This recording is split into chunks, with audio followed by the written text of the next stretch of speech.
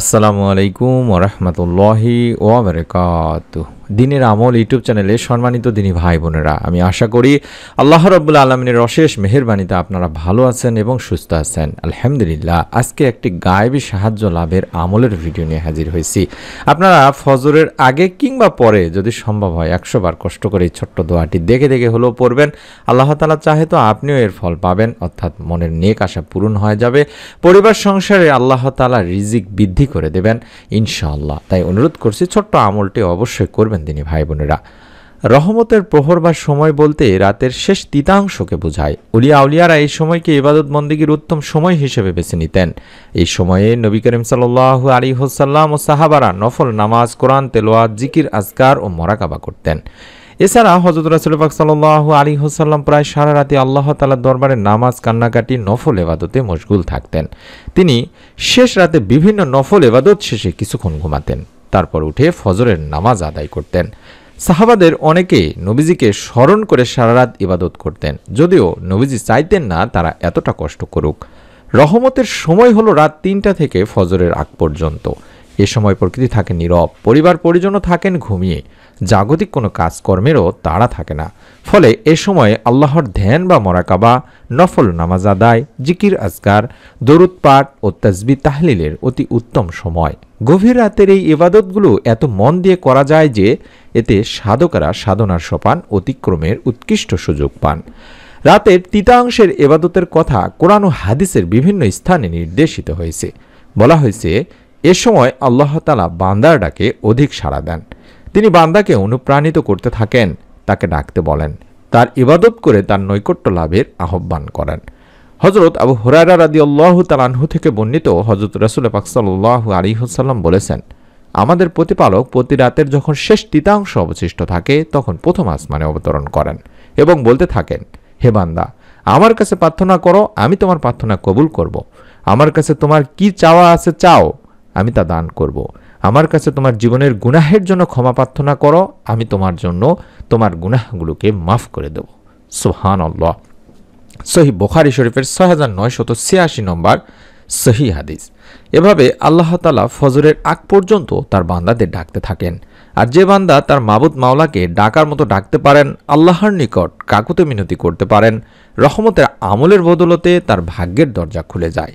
আমরা এই সময়টিকে ইবাদতের জন্য অবশ্যই নির্বাচন করতে পারি, যে সময়টিতে আল্লাহ তাআলা বান্দাকে ডেকে ডেকে বলেন, কার কি চাওয়া, কার কি প্রয়োজন, আমার কাছে চাও, আমি তোমাকে দান করব। অর্থাৎ আমরা রাত 3টা থেকে সুবে সাদিক পর্যন্ত, অর্থাৎ ফজরের আগ পর্যন্ত এই সময়টিতে চেষ্টা করব আমলটি করার। আর যদি সম্ভব না হয় তাহলে ফজরের নামাজ আদায় করার পরে তাসবিহ তাহলিল পাঠ করে আমরা আমলটি করতে পারবো ইনশাআল্লাহ। আপনারা অনেকে আছেন আমাদের কাছে আমল চান রিজিক বৃদ্ধির কিংবা ধনী হওয়ার, বা আপনাদের পরিবার সংসার থেকে যেন অভাব অনটন দূর হয়ে যায় তার জন্য।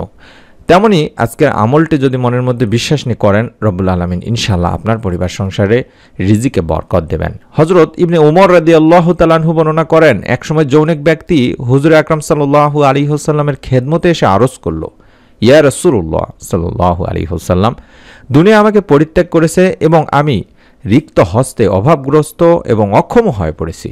আমার পরিত্রাণের কোনো উপায় আছে কি? তদুত্তরে হুজুর পাক সাল্লাল্লাহু আলাইহি ওয়াসাল্লাম বললেন, তুমি কোথায় আছো, ইহলোকে না পরলোকে? সালাতে মালাইকা, ফেরেশতাগণের দোয়া এবং তাসবিহে খালাইক, যার বদৌলতে ফেরেশতাগণকে রিজিক প্রদান করা হয়, তা তোমার কাছ থেকে কোথায় গেল? যে দোয়া ও প্রার্থনার বরকতে ফেরেশতাকুল এবং মানব জাতির স্ব জীবিকা প্রাপ্ত হয় থাকে, তা কি তুমি জানো না? সে ব্যক্তি আরজ করিল, সেই দোয়া কি?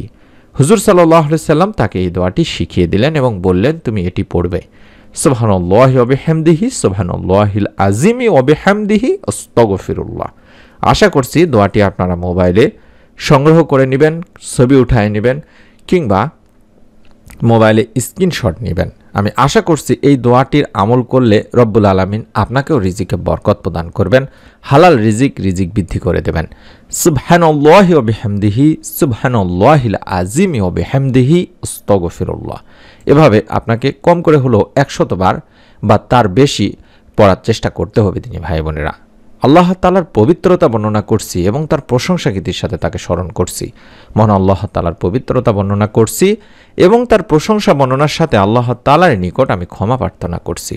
এ দোয়া প্রত্যেক ফজরের নামাজের আগে কিংবা পরে 100 বার করে পড়তে হবে। হেঁটে হেঁটে বা এদিকে সেদিকে দুনিয়াবি ধ্যান নিয়ে পড়া যাবে না, এক জায়গায় বসে পড়তে হবে। তাহলে সংসার দুনিয়া আপনি আপনার দিকে ফিরবে ইনশাআল্লাহ, অর্থাৎ দুনিয়া আপনার কাছে হেয় ও লাঞ্ছিত অবস্থায় ধরা দেবে এবং রব্বুল আলামিন আল্লাহ তাআলা আপনার পরিবার সংসারে রিজিকে বরকত ঢেলে দেবেন, রিজিক বৃদ্ধি করে দেবেন। অতঃপর সেই লোকটি চলে গেল এবং দীর্ঘদিন পর্যন্ত ফিরে এলো না। একদিন হঠাৎ এসে আরজ করল, ইয়া রাসূলুল্লাহ সাল্লাল্লাহু আলাইহি ওয়াসাল্লাম, দুনিয়া আমার কাছে এত বেশি পরিমাণে এসেছে যে আমি কোথায় রাখবো এইসব ধন সম্পদ আমি জানি না। অর্থাৎ এর মূল কথাই হলো আল্লাহ তাআলা তাকে রিজিকে বরকত দিয়েছেন, এত পরিমাণে বরকত দিয়েছেন যে যেই কাজটি করেন না কেন দুনিয়াতে রিজিক অন্বেষণের জন্য আমাদের সবসময় বিশ্বাস রাখতে হবে আল্লাহ তাআলা যদি আমাদের এই কাজে বা আমাদের যে আয় রোজগার সেখানে যদি রিজিকে বরকত না দেন তাহলে কিন্তু আপনি লক্ষ কোটি টাকা আয় করার পরেও আপনার কখনোই অভাব অনটন ফুরাবে না। তাই যতটুকু আয় রোজগার হয় ততটুকুতে আল্লাহ তাআলার কাছে বেশি বেশি করে দোয়া করবেন যেন আল্লাহ তাআলা আপনার সেই আয় রোজগারে বা রিজিকে বরকত দেন। দিনী ভাই বোনেরা, এই দোয়াটির মূল উদ্দেশ্যই হলো আপনারা যদি ফজরের আগে কিংবা পরে মনোযোগ দিয়ে বসে অন্তত 100 বার বা তারও বেশি পড়তে পারেন, রব্বুল আলামিন ইনশাআল্লাহ আপনার পরিবার সংসারে আপনার আয় রোজগারেও রিজিকে বরকত দেবেনই দেবেন। মনের মধ্যে একটা বিশ্বাস নিয়ে নিয়ত করে একবার হলো আমলটি করে দেখুন। আল্লাহ তাআলা চাহে তো অসংখ্য দিনী ভাই বোনকে এই আমলের ওসিলায় তাদের পরিবার সংসারে রিজিকে বরকত দান করেছেন, আপনাকেও ইনশাআল্লাহ দান করবেন। তাই অনুরোধ করছি নিয়ত করে অন্তত আমলটি করুন। ভিডিওটিতে এখনই একটি লাইক দিয়ে কমেন্টে অন্তত ছোট্ট করে আমিন লিখুন, যাতে করে আল্লাহ তাআলা আপনার এই আমিন লেখা বা নিয়ত করার ওসিলায় আপনার পরিবারের রিজিকে বরকত দেন, কাজে কর্মে রিজিকে বরকত দেন।